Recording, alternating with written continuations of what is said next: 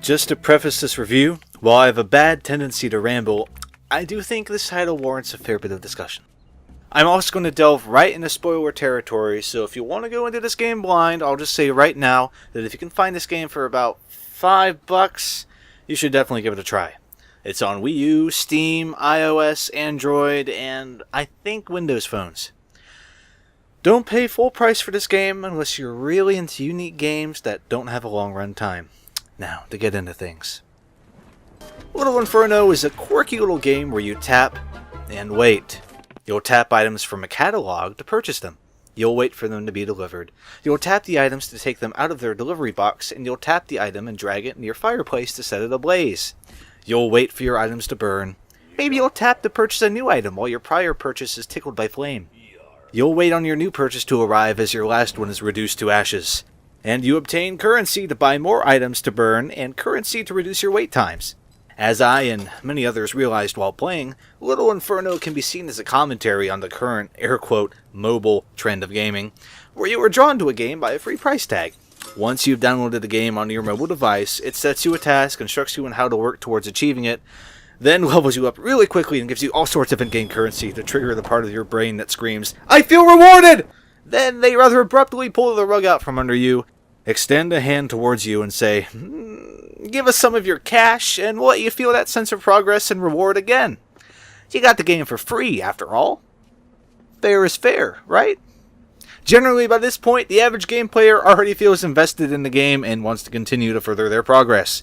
The once rewarding game turns into a daily check of tapping the screen and waiting on things to build so they can progress. A few currently popular examples of this game style are Clash of Clans, which no one at my job will shut up about, or Simpsons Tapped Out, which might be the most awkward feeling, air quote, free game I've experienced yet. It openly mocks this whole style of game, all with the hand reaching for your wallet. This happy little elf game is so stupid. You tap and wait and tap and wait. And for what? So your pretend town can have more pretend flowers than your pretend friends? What a colossal waste of time. Hey, what if I buy a bushel barrel full of elf berries? That should speed things up.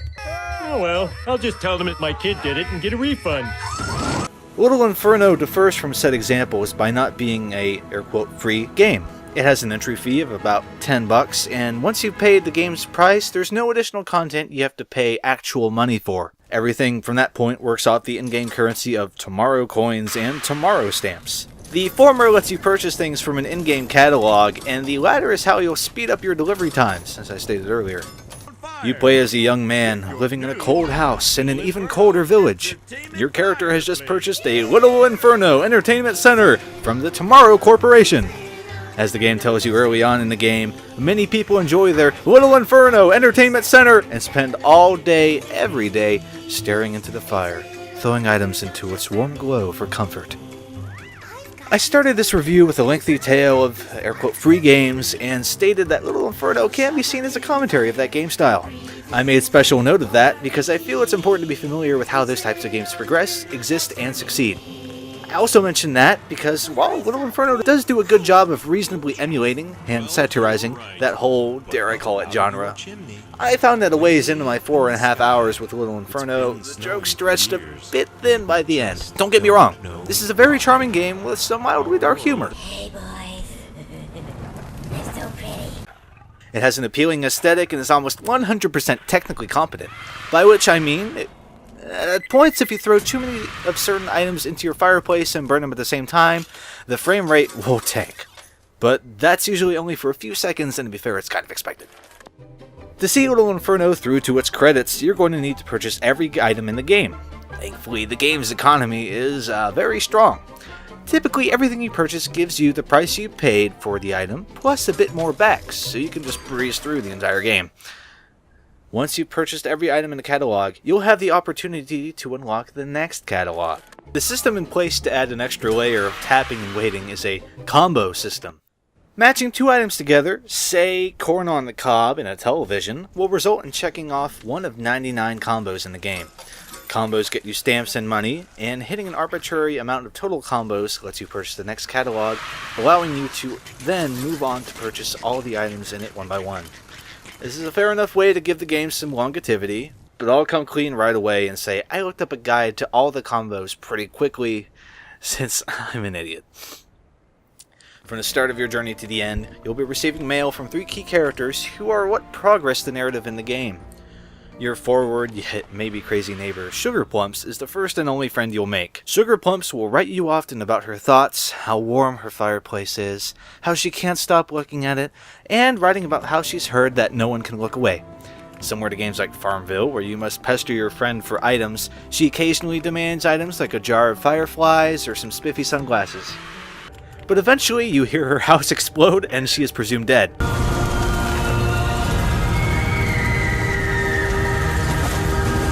Fun! In addition, you'll be hearing from the owner of the Tomorrow Corporation, Miss Nancy, who will commend you on buying so much shit. And once in a while, the weatherman will write in to make sure you know that it's only getting colder and colder outside. Of course, you can burn all of these letters that are being sent to you. So, blah blah blah blah blah. Buy things, wait, buy things, wait. Once you've purchased every item in the game, you'll actually hear from Sugar Plumps, who is not dead. She'll let you know that if you burn the 4 items she asked for over the course of the game, something will happen. Set fire to those 4 mentioned items, and the final combo unlocks, which makes your house explode.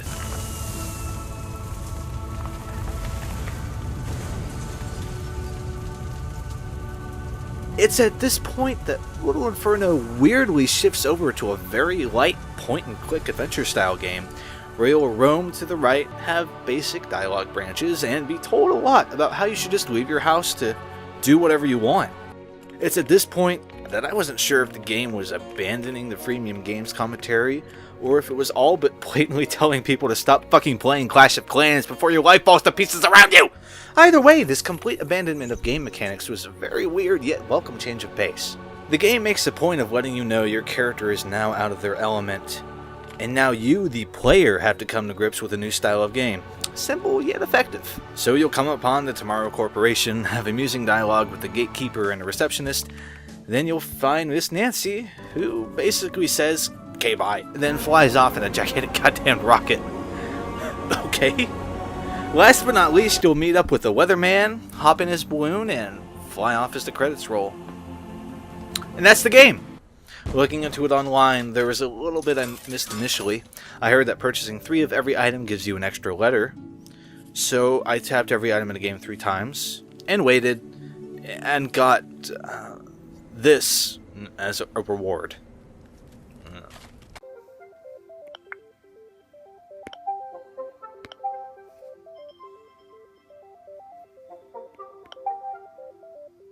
In summation, Little Inferno is a simple game that can effectively open up complicated talks about the state of video games. While the game released in 2012, it's still relevant now in the early days of 2015, and sadly will probably be relevant for a while longer. It's a charming experience, though I admit around the 6th catalog of 7 in the game, I kinda mentally checked out and droned along to get to the end. Now, I heard the game was short, but I was surprised to feel that the game would have been more effective with this message if it was a bit shorter from start to credits. As I prefaced at the start, this game's worth $5, and 5 of your hours. For $10, I probably still would have been satisfied, but wouldn't be able to stop myself from thinking of the experiences those 10 smackaroonies could have gotten me. It's interesting how we can interpret those 5 additional dollars. If you've played the game, let me know what you think. Thank you for watching.